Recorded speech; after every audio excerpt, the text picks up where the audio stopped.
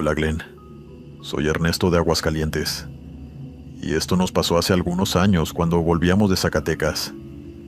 Mi esposa y yo solemos hacer ese tipo de viajes los fines de semana. Nos gusta alejarnos de las rutas principales, conocer lugares pequeños y regresar sin horarios fijos. Aquella tarde habíamos visitado varias comunidades y ya emprendíamos el regreso cuando empezó a oscurecer. La carretera era angosta, atravesaba campos y cerros, y durante largos tramos no nos cruzábamos con ningún otro vehículo.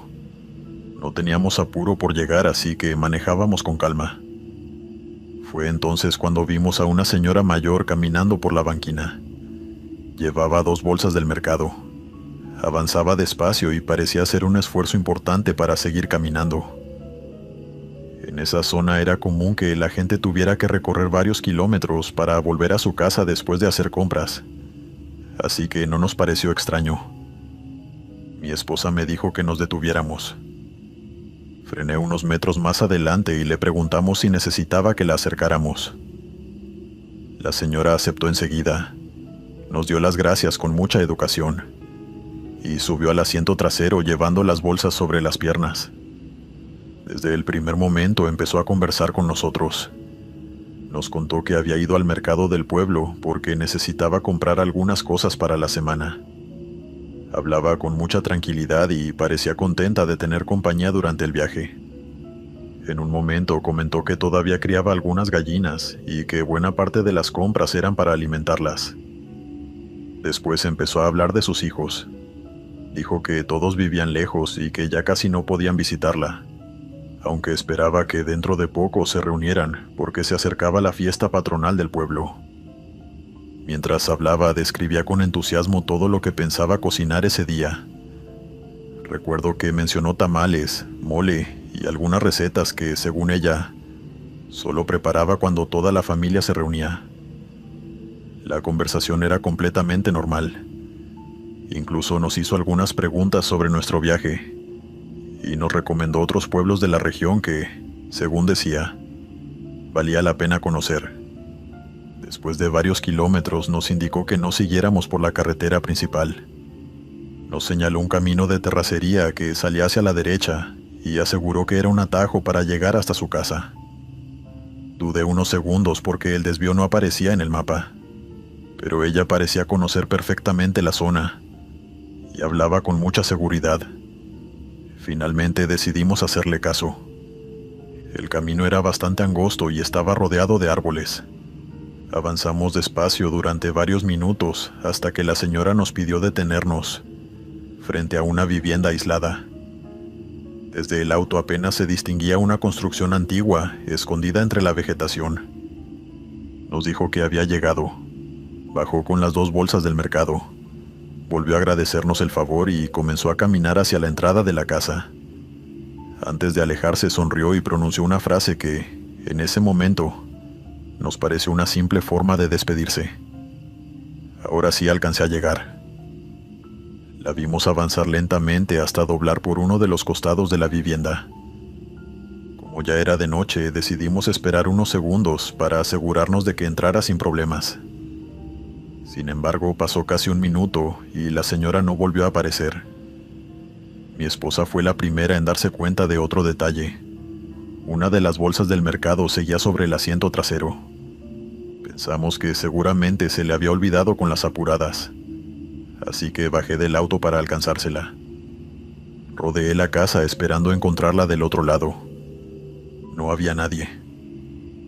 Seguí caminando alrededor de toda la construcción, convencido de que debía haber entrado por alguna puerta lateral. Pero cuanto más observaba el lugar, más extraña se volvía la situación. La vivienda estaba completamente abandonada. Las ventanas tenían los vidrios rotos.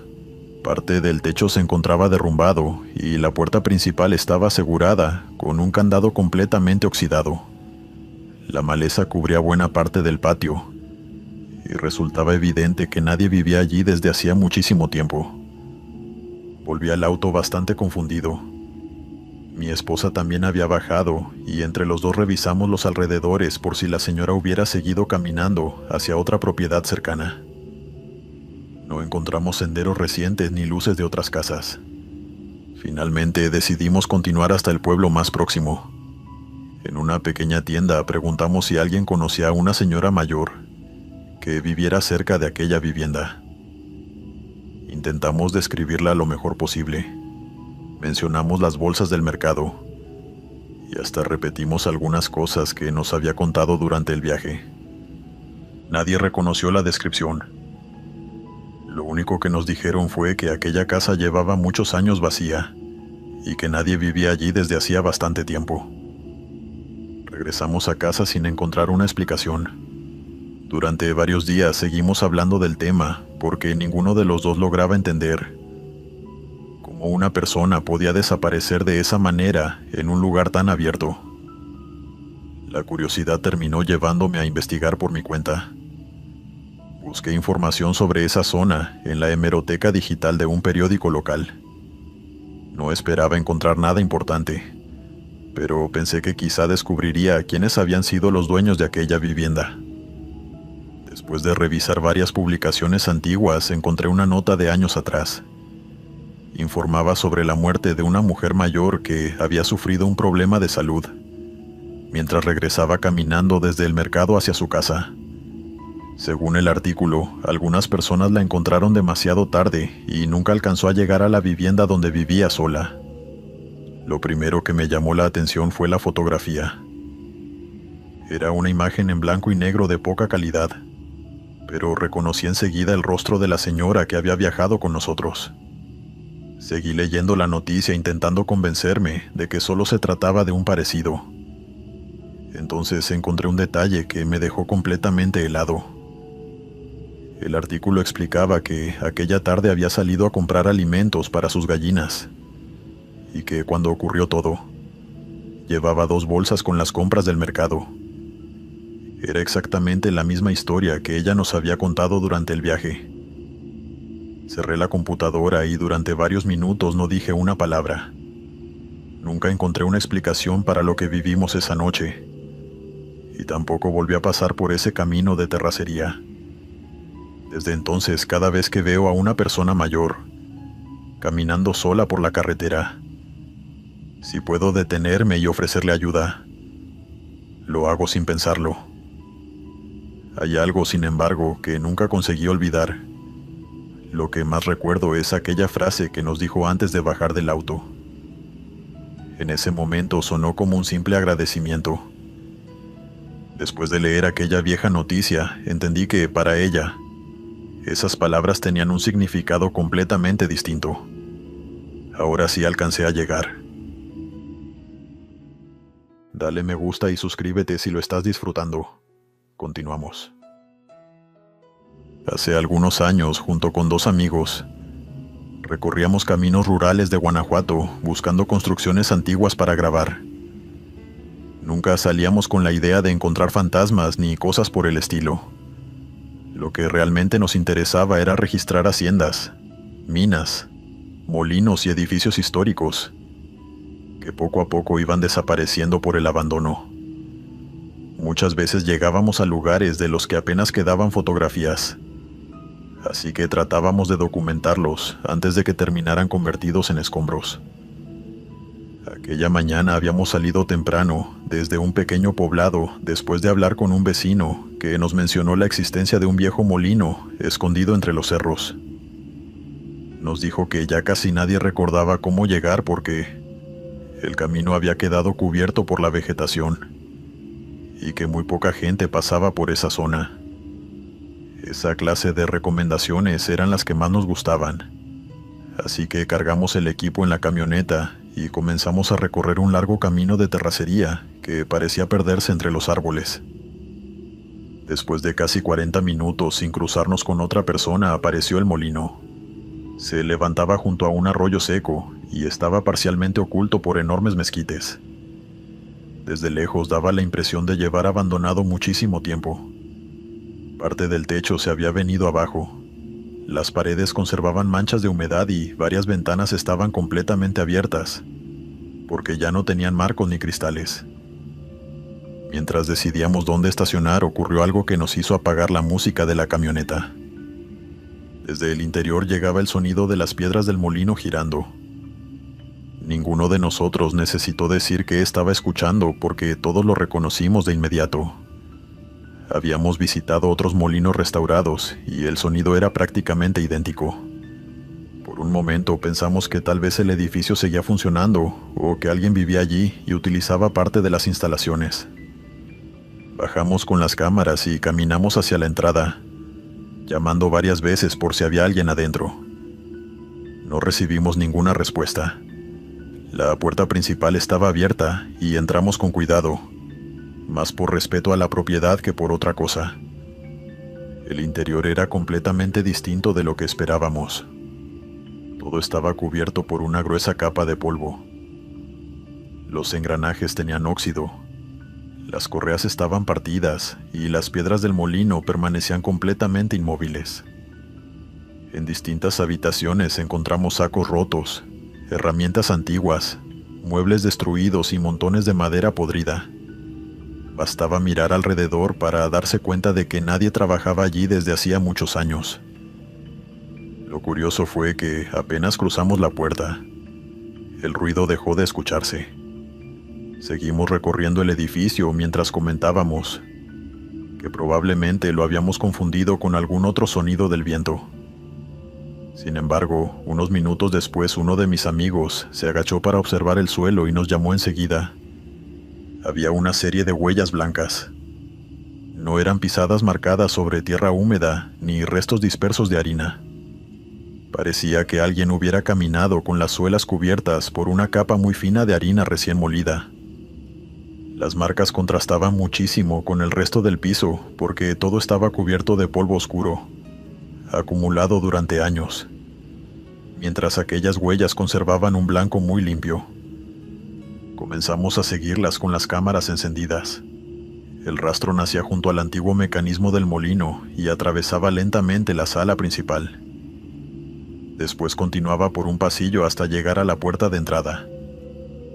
La separación entre una marca y otra era completamente normal, como la de una persona caminando sin apuro. Salimos para continuar siguiéndolas, y fue entonces cuando apareció el detalle que todavía hoy no logro explicar. Las huellas terminaban apenas unos metros después de abandonar el edificio. Simplemente desaparecían. Volvimos a entrar convencidos de que nos habíamos equivocado. Revisamos nuevamente el piso desde el principio y comprobamos que ocurría exactamente lo mismo. El recorrido comenzaba junto al molino y terminaba en la puerta principal. No existía una sola huella que indicara cómo esa persona había entrado al edificio. La situación empezó a resultarnos extraña. Durante casi una hora recorrimos los alrededores buscando cualquier otra señal. Pensamos que quizás alguien había utilizado una entrada secundaria o que el viento había borrado parte del rastro. Revisamos el perímetro completo, el cauce seco del arroyo y varios metros de monte alrededor del molino. No encontramos nada.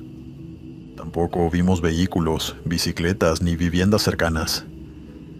Era difícil imaginar que alguien pudiera llegar caminando hasta ese sitio sin dejar una sola marca en el terreno.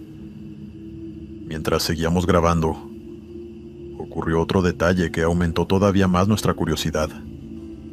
En uno de los depósitos apareció un viejo costal abierto que todavía conservaba restos de harina endurecida por la humedad. Al compararla con la que formaba las huellas, vimos que eran completamente distintas.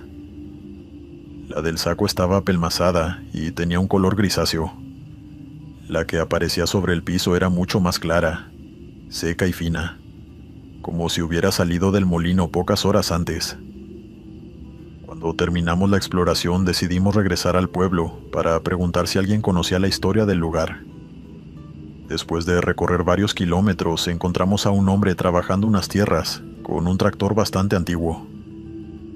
Nos acercamos para preguntarle si sabía algo sobre aquel molino. Nos respondió que sí, que llevaba toda la vida viviendo por esa zona, y que el edificio llevaba abandonado desde mucho antes de que él naciera. Según le habían contado sus padres, los últimos dueños dejaron de trabajar allí varias décadas atrás, y desde entonces nadie volvió a poner en marcha las máquinas. Aprovechamos para preguntarle si alguna vez había escuchado el ruido de las piedras girando. El hombre dejó el sombrero sobre el asiento del tractor y sonrió como quien escucha una historia conocida. Nos dijo que no éramos los primeros en comentarlo. Según él, algunas personas aseguraban escuchar el molino funcionando durante la noche o al amanecer. Otros sostenían que todavía había gente que entraba al edificio para realizar trabajos de brujería porque era un lugar aislado donde nadie molestaba. También circulaba la versión de un hombre que supuestamente vivía escondido entre el monte y aparecía únicamente cuando no había testigos. Le preguntamos cuál de todas esas historias creía. Respondió que nunca había podido comprobar ninguna y que prefería no acercarse demasiado al molino desde que era niño. Antes de despedirnos le mencionamos las huellas de harina. Su expresión cambió inmediatamente. Nos preguntó si el rastro solo salía del edificio. Cuando le respondimos que sí, permaneció unos segundos mirando hacia el camino y dijo que debía irse al pueblo, sin respondernos nada de eso. Regresamos a casa convencidos de que las grabaciones nos ayudarían a resolver el misterio. Revisamos el material varias veces intentando descubrir el origen del ruido o algún detalle que explicara aquellas marcas, pero no apareció nada que modificara lo que habíamos visto en persona. Hasta hoy sigo recordando ese molino cada vez que vuelvo a recorrer caminos rurales de Guanajuato. Nunca encontramos una sola huella que indicara quién había entrado, solo el recorrido de alguien que, por alguna razón, parecía haber abandonado el molino sin dejar ninguna otra marca en el camino. Continuamos. Glenn, hace algunos años, junto con dos amigos, recorríamos distintos pueblos de Michoacán fotografiando capillas antiguas, cementerios históricos y pequeños santuarios rurales que todavía conservaban su arquitectura original. Muchas veces encontrábamos lugares interesantes simplemente desviándonos de la carretera principal y siguiendo caminos donde casi nadie circulaba. Aquel día viajábamos rumbo a un pequeño pueblo del que nos habían hablado unos habitantes de la zona. Decían que todavía se conservaba una capilla construida a finales del siglo XIX y queríamos fotografiarla antes de que comenzaran unas obras de restauración. Para llegar había que tomar una carretera secundaria con muy poco tránsito. Llevábamos casi una hora sin cruzarnos con otro vehículo cuando a un costado del camino vimos algo que nos hizo frenar de inmediato. Entre unos árboles aparecía un altar bastante grande. No era el típico nicho pequeño que suele encontrarse junto a las carreteras donde ocurrió un accidente. Se veía mucho más elaborado. Tenía una estructura de cemento, varias cruces de madera, imágenes religiosas protegidas por vidrio y decenas de veladoras distribuidas alrededor. También había flores frescas, botellas de agua, algunas figuras de santos y varios objetos que parecían haber sido colocados recientemente. Lo primero que pensamos fue que pertenecía a alguna comunidad cercana y que los vecinos todavía lo cuidaban. Como el lugar resultaba muy llamativo, decidimos detenernos unos minutos para sacar algunas fotografías antes de continuar el viaje. Bajamos con las cámaras y comenzamos a recorrer el altar desde distintos ángulos. Todo estaba sorprendentemente limpio, a diferencia de otros santuarios abandonados que habíamos visitado. Allí no había basura ni señales de deterioro reciente. Mientras buscábamos encuadres, notamos algunos detalles que empezaron a llamarnos la atención. Había restos de cera completamente fresca alrededor de varias veladoras apagadas, y en distintos puntos del terreno, la tierra parecía haber sido removida hacía poco tiempo. No eran pozos profundos, sino pequeños montículos distribuidos alrededor del altar, como si alguien hubiera cavado y vuelto a tapar varias veces. Pensamos que quizás se trataba de alguna tradición religiosa local, y seguimos fotografiando sin darle demasiada importancia. Fue entonces cuando apareció un hombre caminando desde el monte. No escuchamos sus pasos ni vimos de dónde había salido exactamente. Simplemente apareció entre los árboles y avanzó directamente hacia nosotros. Tendría unos 60 años. Llevaba sombrero de palma y ropa de trabajo bastante gastada. Lo extraño fue que no preguntó quiénes éramos ni qué estábamos haciendo allí. Lo único que dijo fue que nos fuéramos. Su tono no era agresivo, pero tampoco amistoso. Hablaba con seguridad y antes de que alguno alcanzara a responder, agregó otra frase que nos dejó desconcertados. Dijo que ese lugar estaba trabajado.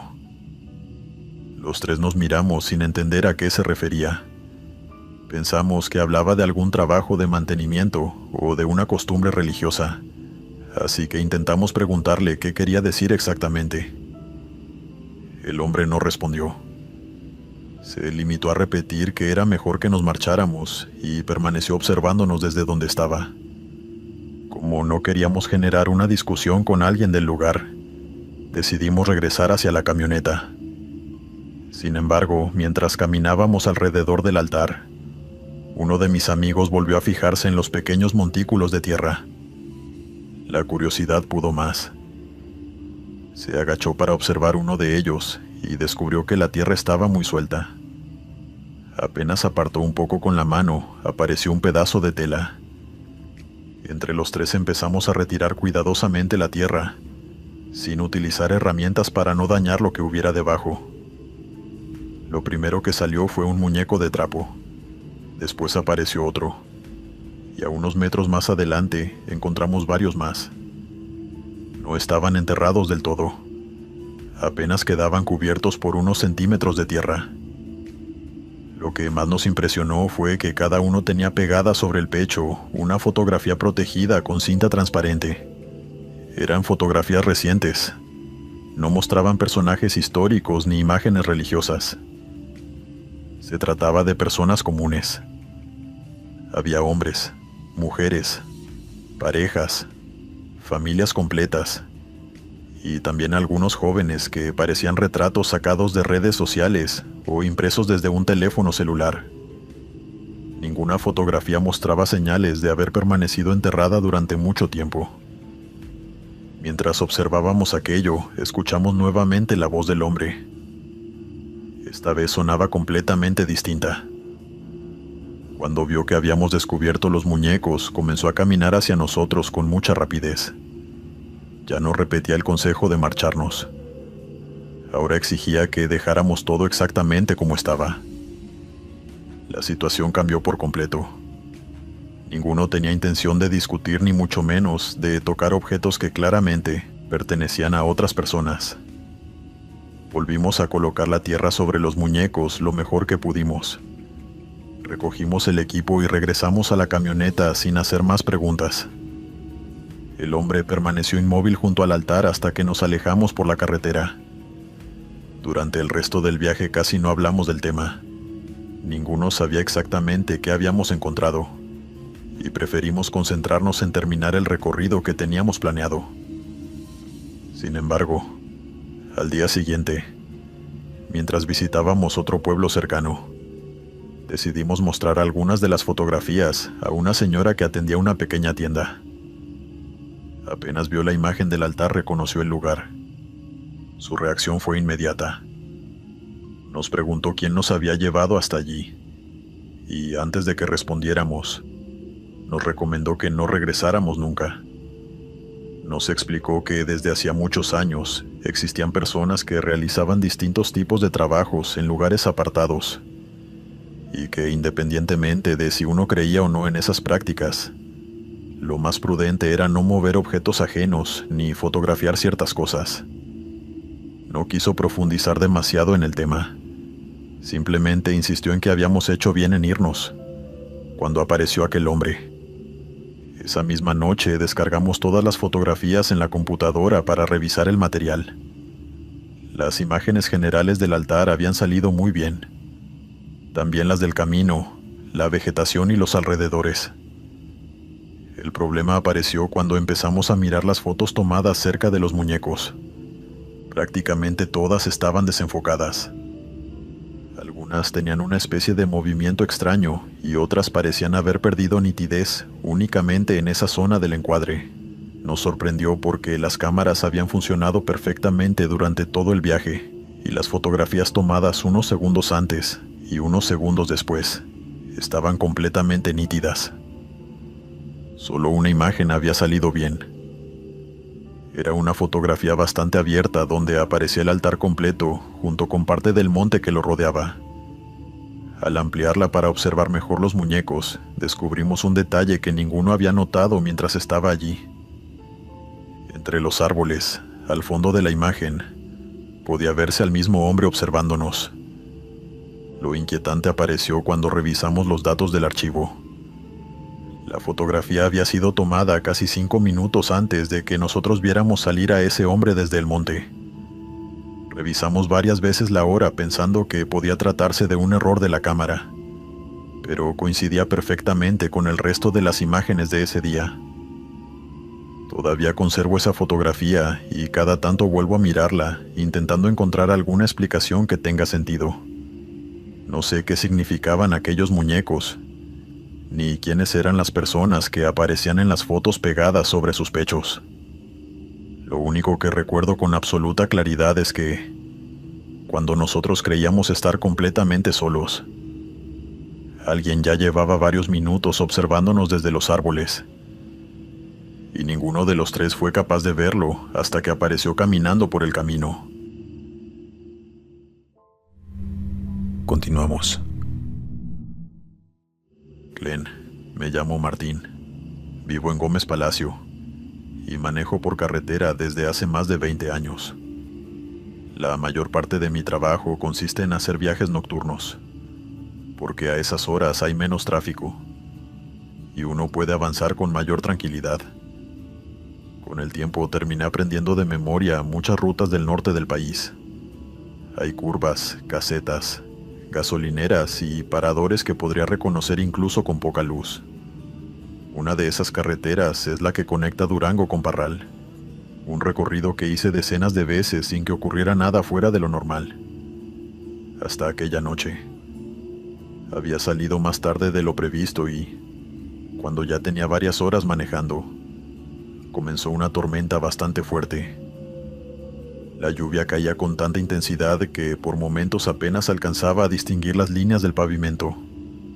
Bajé considerablemente la velocidad porque el asfalto estaba muy resbaladizo y cualquier maniobra brusca podría terminar mal. Durante varios kilómetros no me crucé con ningún otro vehículo.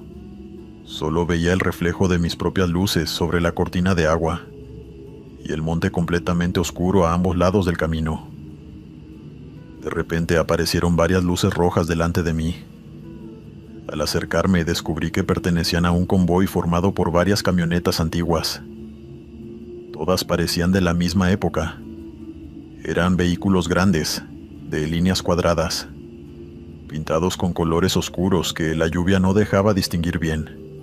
Circulaban una detrás de la otra, dejando exactamente la misma distancia entre cada unidad. Mi primera impresión fue que se trataba de una caravana organizada, quizás relacionada con algún funeral de un pueblo cercano, o con alguna reunión tradicional de la zona. Como ellos ya iban marcando el camino y la visibilidad era tan mala, decidí mantenerme detrás del convoy. Pensé que era más seguro seguir su ritmo que intentar adelantarlos bajo aquella lluvia. Además, la velocidad que llevaban coincidía bastante con la mía, así que durante un buen rato simplemente me limité a acompañarlos. Con el paso de los minutos empecé a notar detalles que no terminaban de convencerme. Las camionetas parecían avanzar con una precisión exagerada. Ninguna frenaba, ninguna aceleraba y ninguna modificaba la distancia respecto de la que tenía adelante. En una carretera de montaña, con lluvia intensa y curvas constantes, era normal que cada conductor reaccionara de manera distinta. Sin embargo, aquellas camionetas parecían moverse, como si todas respondieran al mismo conductor. Seguimos así durante casi una hora. En todo ese tiempo no vi encenderse una sola luz de freno. Tampoco observé pequeñas correcciones de trayectoria, algo habitual cuando el pavimento está mojado. La formación permanecía exactamente igual, como si cada vehículo repitiera los movimientos del anterior con una precisión imposible. Cuando la lluvia disminuyó un poco, apareció un tramo recto bastante largo. Aproveché esa oportunidad para adelantar al convoy de una vez. Revisé que no viniera nadie de frente y aceleré. Comencé por la última camioneta. Al quedar a su altura miré de reojo hacia el interior. El conductor era un hombre de unos 50 años, con la vista completamente fija en la carretera. Ni siquiera giró la cabeza cuando pasé a su lado. Pensé que simplemente estaría muy concentrado por las condiciones del camino. Y seguí avanzando. Al superar la siguiente camioneta ocurrió exactamente lo mismo. El conductor permanecía inmóvil, mirando hacia adelante con una expresión completamente inexpresiva. No reaccionó al ruido de mi motor ni hizo el menor movimiento para seguirme con la vista. Mientras continuaba adelantando los vehículos, empecé a sentir una incomodidad difícil de explicar.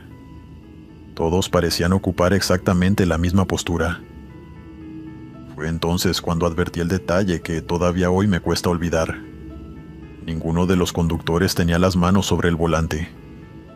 Los brazos permanecían quietos, apoyados junto al cuerpo o sobre las piernas. Y aún así las camionetas seguían avanzando perfectamente, alineadas bajo la lluvia. Durante unos segundos pensé que podía tratarse de una ilusión provocada por la oscuridad. Así que reduje un poco la diferencia de velocidad para observar mejor al conductor de otra camioneta. No había dudas. El volante giraba ligeramente en cada curva, mientras las manos seguían inmóviles. Sentí un escalofrío, y terminé de adelantar la formación mucho más rápido de lo que había planeado. Apenas recuperé mi carril respiré aliviado, y seguí acelerando para dejar atrás al convoy. Por costumbre miré el espejo retrovisor y lo que vi me hizo sujetar el volante con más fuerza. Las camionetas seguían exactamente donde debían estar, pero los rostros de quienes iban al volante ya no parecían los mismos que había visto unos segundos antes. La lluvia dificultaba distinguir los detalles, aunque alcanzaba a notar que todos tenían la cara muy pálida y una expresión completamente distinta. Lo más inquietante era la sensación de que ninguno continuaba mirando al frente. Parecía que todos me observaban a mí. Intenté convencerme de que era un efecto de las luces reflejadas sobre el agua. Sin embargo, apenas terminé de pensarlo, ocurrió algo todavía más extraño.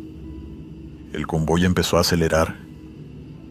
Hasta ese momento habían mantenido una velocidad constante durante casi una hora, pero ahora reducían rápidamente la distancia que nos separaba.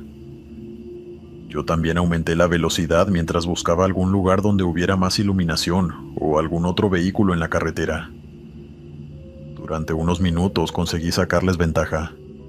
Sin embargo, cada vez que debía reducir la marcha por una curva cerrada o por una zona donde el agua se acumulaba sobre el pavimento, las camionetas volvían a aparecer detrás de mí. No importaba cuánto lograra alejarme en las rectas.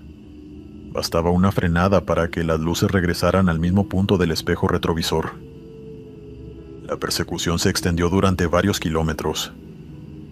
En más de una ocasión pensé en detenerme en la banquina para dejar que pasaran. Pero la tormenta seguía siendo intensa y la idea de quedarme quieto en medio de aquella ruta me parecía todavía peor. Preferí continuar hasta llegar a una zona conocida, donde empezaban a aparecer las primeras luces de la ciudad. Cuando finalmente vi los carteles de ingreso, sentí un enorme alivio. Fue recién ahí cuando las luces comenzaron a quedar atrás. Miré varias veces por el espejo, intentando descubrir en qué momento el convoy abandonaba la carretera, pero nunca vi que doblaran hacia ningún camino secundario. Simplemente dejaron de estar. Llegué a mi casa completamente agotado y traté de convencerme de que el cansancio había influido en lo que creía haber visto. Incluso pensé que quizás había interpretado mal la posición de los conductores por culpa de la lluvia. Al día siguiente decidí revisar la cámara instalada en el vehículo. La grabación estaba bastante afectada por el agua. En muchos tramos apenas podían distinguirse las formas de las camionetas y los reflejos de las luces sobre el pavimento. Era imposible confirmar cómo iban sentados los conductores porque el parabrisas apenas dejaba ver el interior de los vehículos. Sin embargo, había un detalle que sí podía comprobar. Detuve el video y empecé a contar las luces traseras una por una. Durante todo el viaje yo había estado convencido de seguir 7 camionetas. Incluso recordaba perfectamente haberlas adelantado una detrás de la otra. Pero en la grabación aparecían 8. Volví a reproducir la secuencia completa buscando el momento en que supuestamente había adelantado a la última. Nunca apareció. La formación siempre conservaba 8 vehículos, desde el instante en que entró en cuadro, hasta que desapareció cerca de la ciudad. Revisé varias veces el recorrido tratando de encontrar una explicación lógica. Pensé que alguna camioneta podía haber quedado oculta por la lluvia cuando inicié el adelantamiento, o que mi memoria simplemente me estaba jugando una mala pasada. Hasta hoy no pude demostrar que aquello fuera otra cosa que un error de percepción. Lo único que sé con absoluta certeza es que aquella noche adelanté todas las camionetas que vi delante de mí.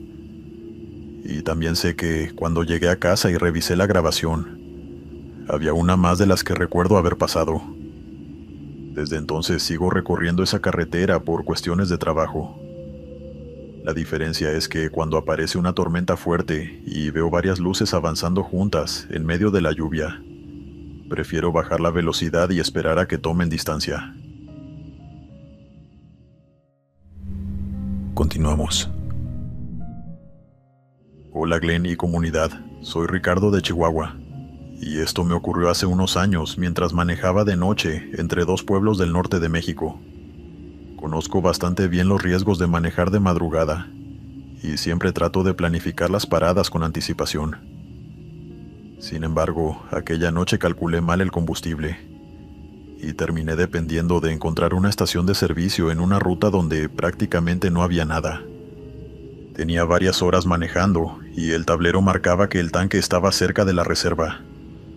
Miré el mapa buscando alguna gasolinera cercana, pero la señal iba y venía, y la información tardaba en actualizarse.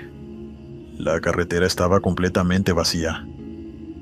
Durante varios kilómetros no me crucé con un solo vehículo, y el paisaje era el mismo en todas direcciones. Monte bajo, cerros oscuros y un cielo sin luna que apenas dejaba distinguir el borde del camino. Cuando ya empezaba a preocuparme, vi una luz amarillenta a un costado de la ruta. Al acercarme apareció una pequeña gasolinera. Era una estación muy modesta con una sola isla de carga, un techo bajo sostenido por columnas viejas, y un único foco iluminando todo el lugar. No había tienda de conveniencia, cafetería ni otros autos cargando combustible. El silencio era absoluto. Me acerqué al surtidor y enseguida salió un empleado. Era un hombre bastante mayor, de cabello completamente blanco y con un uniforme antiguo que parecía muy gastado. Caminaba despacio y no decía más palabras de las necesarias. Me saludó con un movimiento de cabeza. Tomó la manguera y comenzó a cargar combustible, sin hacer las preguntas habituales que suelen hacer los despachadores. Mientras el tanque se llenaba, me preguntó hacia dónde viajaba. Le respondí el nombre del pueblo al que pensaba llegar antes del amanecer. El hombre levantó la vista por primera vez y permaneció unos segundos mirándome sin decir nada. Después terminó de acomodar la pistola del surtidor, cerró la tapa del tanque y me entregó el comprobante de la carga. Cuando saqué la cartera para pagar fue él quien volvió a hablar, con una tranquilidad que me llamó la atención. Me dijo que no siguiera manejando esa noche. Según él, lo mejor era buscar algún lugar para dormir y continuar el viaje al amanecer. Le pregunté si había ocurrido algún accidente o si sabía de algún problema en la carretera, pero el hombre negó lentamente con la cabeza. Después pronunció una frase que todavía recuerdo palabra por palabra. Me dijo que esa noche la carretera no quería gente. Sonreí por compromiso porque pensé que se trataba de una forma curiosa de asustar viajeros o de una superstición propia de la zona. Le agradecí el consejo, guardé el comprobante en el bolsillo de la camisa, subí al auto y seguí mi viaje. Mientras avanzaba seguía dándole vueltas a aquella conversación. La frase me parecía extraña, pero tampoco le encontré mayor importancia. En las carreteras uno escucha todo tipo de historias y comentarios, sobre todo de personas que llevan años trabajando en lugares aislados. Habrían pasado unos 10 kilómetros cuando vi varias luces detenidas más adelante. Al principio pensé que se trataba de un retén o de un accidente menor. Reduje la velocidad y, al acercarme, entendí inmediatamente por qué nadie podía avanzar. Un enorme deslave había caído sobre la carretera. Había rocas de distintos tamaños, árboles arrancados de raíz y toneladas de tierra bloqueando completamente ambos carriles. Varias personas permanecían fuera de sus vehículos, observando la montaña mientras esperaban la llegada de maquinaria para despejar el camino. Me acerqué a uno de los conductores y le pregunté qué había pasado.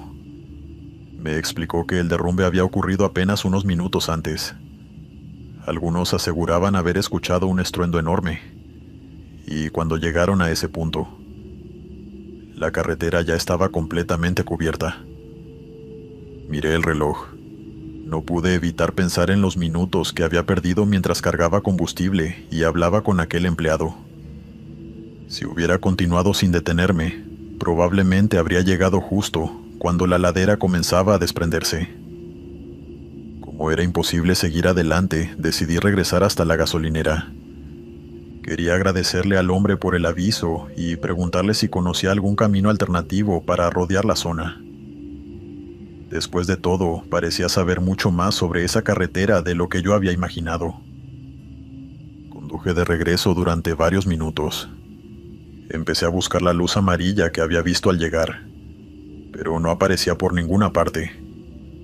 Pensé que quizá había pasado de largo, así que reduje aún más la velocidad. Entonces reconocí el lugar. Era exactamente el mismo punto donde había cargado combustible, solo que ya no había ninguna gasolinera. A un costado del camino únicamente quedaba un terreno vacío cubierto de maleza. No existían surtidores, ni techo, ni columnas, ni carteles. Tampoco había rastros recientes de vehículos, ni marcas sobre la tierra, que indicaran que allí hubiera funcionado una estación de servicio hacía poco tiempo. Me bajé del auto convencido de que me había equivocado. Recorrí el lugar con una linterna intentando encontrar alguna explicación. Caminé varios metros alrededor del terreno, pero no descubrí nada que se pareciera siquiera a una estación de servicio abandonada. Volví al vehículo completamente confundido. A la mañana siguiente conseguí llegar a un pueblo cercano, utilizando un camino alternativo que me indicaron otros conductores. Aproveché para desayunar en una fonda, y mientras esperaba el café, le pregunté al dueño si alguna vez había existido una gasolinera sobre esa carretera, aproximadamente a la distancia que yo recordaba. El hombre dejó la taza sobre la mesa y me miró con curiosidad. Me preguntó si hablaba de una estación muy pequeña que había funcionado hacía muchos años. Le respondí que sí, y le describí al empleado que me había atendido. Sin que yo terminara la descripción, el hombre asintió lentamente. Me contó que décadas atrás, efectivamente había existido una gasolinera en ese lugar. Era una estación muy utilizada antes de que construyeran otras más modernas sobre la ruta. Todo terminó una noche por culpa de una explosión. Según los vecinos, un incendio alcanzó los depósitos de combustible y destruyó por completo las instalaciones. El empleado que estaba de turno no logró escapar y murió durante el siniestro antes de que llegaran los bomberos. Durante el resto de la conversación intenté no mencionar lo que me había ocurrido. Preferí preguntar únicamente cuándo había sucedido el accidente y si todavía quedaban restos de la estación. El hombre me respondió que no. Después de la explosión retiraron todo lo que había quedado, y con el paso de los años, el terreno terminó cubriéndose de vegetación. Cuando retomé el viaje seguía pensando en la carga de combustible. Al llegar a casa busqué el comprobante que el empleado me había entregado. No estaba. Revisé la billetera, los bolsillos de la ropa, la guantera y hasta el equipaje. Nunca apareció. Como había pagado con tarjeta, unos días después consulté el resumen bancario, esperando encontrar el movimiento. No figuraba ninguna compra en esa estación de servicio. Pensé que quizá la operación había sido anulada por algún problema de sistema, así que revisé también los consumos de las semanas siguientes. Nunca apareció. Lo único que sí pude comprobar fue que el tanque permanecía lleno, exactamente como debía estar después de aquella carga. Aunque todavía intento encontrar una explicación lógica para todo lo que ocurrió aquella noche, hay una cuenta que siempre termina dando el mismo resultado. Se lo conté a mis amigos, pero no me creen, y los entiendo. Por eso me gustaría compartir esto con tu público. Quizás ellos también vivieron algo similar, y no están solos. Continuamos. Hola gente, soy Arturo de Tampico, Tamaulipas, y esto nos pasó hace unos años durante un viaje por la Huasteca. Mi esposa y yo habíamos aprovechado unos días libres para recorrer la región sin un itinerario fijo. Nos gustaba viajar despacio, detenernos en miradores, entrar a pueblos pequeños y conocer caminos que normalmente uno pasa de largo cuando viaja con prisa. Era un recorrido para descansar, tomar fotografías y desconectarnos un poco del trabajo. Aquella mañana salimos temprano y tomamos una carretera secundaria que atravesaba zonas de mucha vegetación. Era un camino hermoso, lleno de curvas cerradas, barrancas y paredes de roca cubiertas por árboles. En varios tramos la señal del teléfono desaparecía por completo, y durante largos minutos no nos cruzábamos con ningún otro vehículo. A pesar de eso, la ruta estaba en buenas condiciones, y manejábamos tranquilos, disfrutando del paisaje. Después de una curva bastante pronunciada, apareció delante de nosotros una camioneta azul antigua. Era una pick-up con la pintura desgastada y una caja trasera que parecía haber trabajado toda la vida. Circulaba despacio, así que pensé que simplemente la habíamos alcanzado sin darnos cuenta mientras venía delante de nosotros. No le prestamos mayor atención. Seguimos detrás durante un par de minutos hasta que la carretera volvió a doblar entre los cerros. La perdimos de vista por unos segundos, y cuando salimos nuevamente a un tramo recto, la camioneta ya no estaba.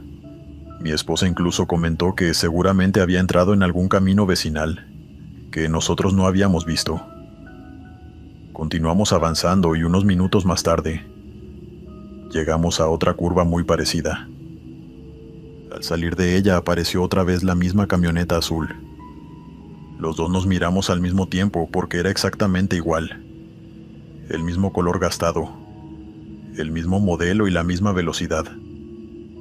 Lo extraño era que entre una curva y la otra, no había ningún desvío ni acceso a ranchos donde hubiera podido desviarse.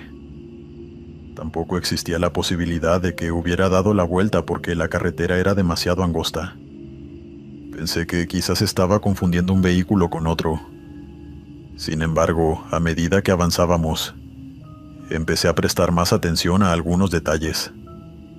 La caja trasera tenía un pequeño golpe en uno de los laterales, y el paragolpes estaba ligeramente torcido hacia abajo. Eran marcas demasiado específicas como para pertenecer a otra camioneta idéntica.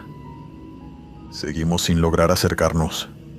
Cada vez que la ruta volvía a curvarse, desaparecía por unos segundos y, al salir al siguiente tramo recto, reaparecía delante de nosotros exactamente a la misma distancia. No importaba si acelerábamos un poco o si manteníamos la velocidad. Siempre terminábamos viéndola otra vez varios metros adelante. Después de la cuarta o quinta vez empezamos a hablar del tema más en serio. Repasamos mentalmente el recorrido y llegamos a la misma conclusión. No había forma de que aquella camioneta nos estuviera adelantando. La carretera tenía un carril por sentido. Estaba delimitada por barrancas y paredes de piedra. Y durante todo ese trayecto no encontramos una sola salida que permitiera desaparecer y volver a incorporarse más adelante. En uno de los pocos sectores rectos intenté acercarme un poco más. No quería rebasarla porque el camino no era seguro para hacerlo. pero sí quería verla de cerca. Alcancé a distinguir al conductor durante algunos segundos. Era un hombre mayor. Llevaba un sombrero claro de ala ancha y las dos manos apoyadas sobre el volante. Lo que me llamó la atención fue que permanecía completamente inmóvil. No miraba los espejos, no hacía ningún movimiento con la cabeza y nunca pareció notar que nosotros veníamos detrás. Antes de que pudiera acercarme un poco más, apareció otra curva cerrada. La camioneta desapareció nuevamente. Cuando salimos del otro lado, volvió a estar delante, otra vez a la misma distancia. Ya para ese momento, la situación había dejado de parecernos una simple coincidencia. Incluso pensamos en detenernos unos minutos al costado del camino, para dejar que se alejara definitivamente. Lo hicimos. Aprovechamos un pequeño ensanchamiento de la banquina para bajar, estirar las piernas y sacar unas fotografías del paisaje.